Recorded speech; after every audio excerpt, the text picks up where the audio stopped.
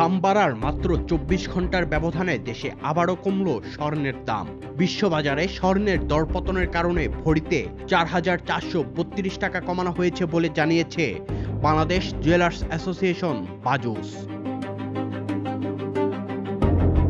৯ April এক জরুরি সভা শেষে সংবাদ বিজ্ঞপ্তিতে এই সিদ্ধান্ত জানায় বাজুস।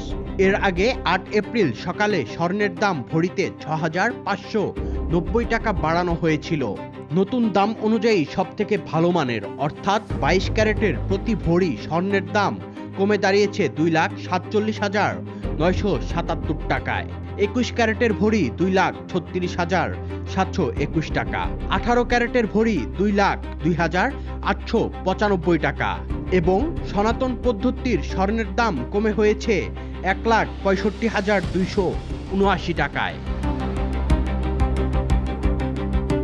এদিকে স্বর্ণের পাশাপাশি কিছুটা কমেছে রূপার দামও।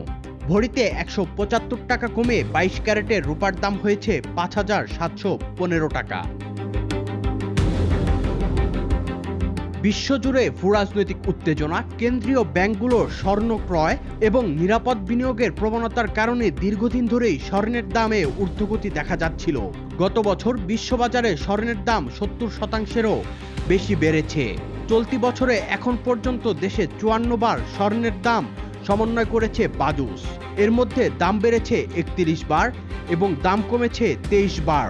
২০২৫ সালের রেকর্ড ৯৩ বার স্বর্ণের দাম সমন্বয় করেছিল বাজুস। ফলে বাজারে অস্থিরতা এখনো কাটেনি বলে মনে করছেন খাত সংশ্লিষ্টরা। Desk report, the financial express.